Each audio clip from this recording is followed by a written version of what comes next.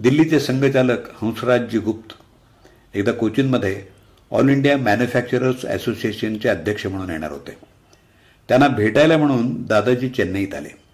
प्रचारक अन्यत्र गेलेले असल्यामुळे स्थानिक कार्यकर्त्यांनी त्यांचं स्वागत केलं. त्यांची निवासाची व्यवस्था कोल्हापूरहून व्यवसायानिमित्तानं चेन्नईत येऊन राहणाऱ्या आपटे नामक गृहस्थांकडे गेली होती. स्टेशनवरून घरी जाताना दादाजींनी विचारलं, आपण कुठं जातोय? कार्यकर्त्यानं उत्तर दिलं, आपट्यांकडे. लगेच आज्ञा आली, स्टॉप, गो टू कार्यालय. गाडी तर पुढे गेली होती. दादाजींची सरबत्ती मागच्या सीटवरून सुरू झाली. In Calicut you have Gore and Gurjar, in Thrissur you have a Dikshit, in Ernakulam a Shenoy and a Pai, in Cochin you have Dev and Apte. No local persons, no local houses, your work shall never grow. कार्यकर्त्यांनी हळूच सांगितलं, उद्या तिथं शाखेचा कार्यक्रम ठेवलाय. दादाजी शांत झाले. घरी पोचल्यावर परिचित असलेल्या आपट्यांशी ते मराठीत बोलायला लागले. कार्यवाह बेचैन होते, कारण तिथं शाखा बंद पडली होती. 2-3 कुशल कार्यकर्त्यांनी यातून मार्ग काढला. रात्री निवडक माणसांचे दरवाजे ठोठावून त्यांनी संदेश दिला, उद्या 6 वाजता दादाजींची लाइटनिंग रॅली आहे. शब्द नवे होते, कुतूहलही होतं. दुसऱ्या दिवशी ठीक वेळेवर बऱ्याच चांगल्या संख्येने स्वयंसेवक उपस्थित होते. दादाजींचं बौद्धिक नेहमीसारखं स्फूर्तिदायक होतं. बंद पडलेली शाखा पुन्हा आपोआप सुरू झाली. या निमित्तानं कार्यकर्त्यांनी स्थानिक लोकांच्या मदतीनं काम कसं उभारावं याचं मार्गदर्शनही मिळालं. प्रौढबंधूंचं पहिलं शिबिर उत्तर केरळात, ज्याला मलबार म्हणतात, तिथं भरलं होतं. या शिबिरात अनेक चांगले विषय चर्चेला आले. त्यातल्या एकाची स्मृती माझ्या मनात आजही ताजी आहे. विषय चालला होता संस्कृतचा. एक जण म्हणाले, some say Sanskrit is a dead language. दादाजींचं प्रत्युत्तर होतं, it is dead to those who are dead to it. सत्र संपल्यावर सर्वजण चहा पित होते. चहा देणाऱ्याला इंग्लिशचा गंध नव्हता.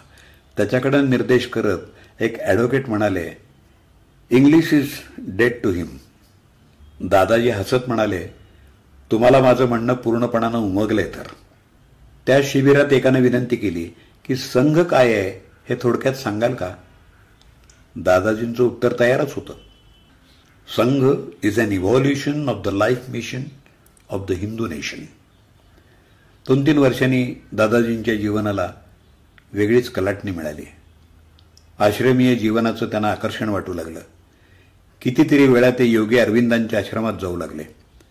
कांचनगडच्या संत रामदासांच्या आनंदाश्रमाकडे त्यांची पावलं वळू लागली.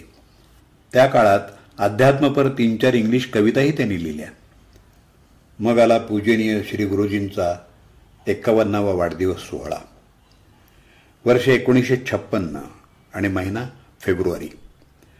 संघटनात्मक कामांपासून काही काळ दूर राहिल्यामुळं या समारंभाचे सामाजिक पैलू दादाजींना माहीत नव्हते.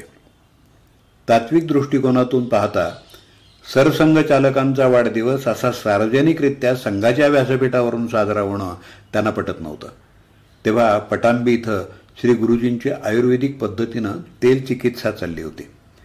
दादाजी तिथं जाऊन धडकले. तिथले सगळे अधिकारी व्यवस्थापक आश्चर्यचकितच झाले होते. दादाजींनी एकच धोशा लावला, मला श्री गुरुजींची भेट हवी.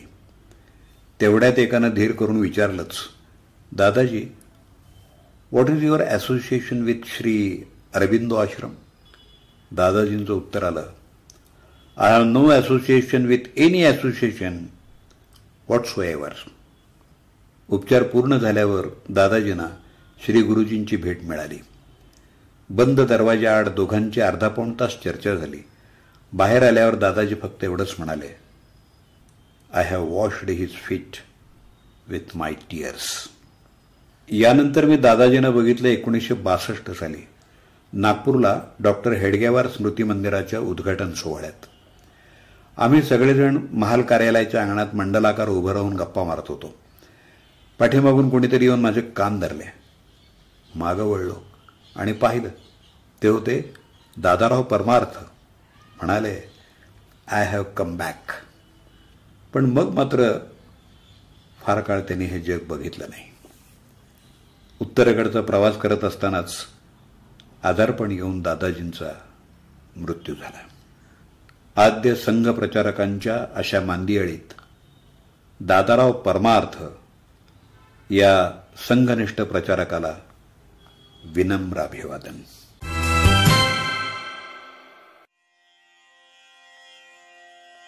संघस्थापकाच्या स्पर्शाने स्वयंसेवकांचे परिवर्तन. संघस्थापकाच्या स्पर्शाने स्वयंसेवकांचे परिवर्तन. ब्रह्मचारी एक व्यक्ती ती, ब्रह्मचारी एक व्यक्ती ती, जगावेगळी अनविलक्षण.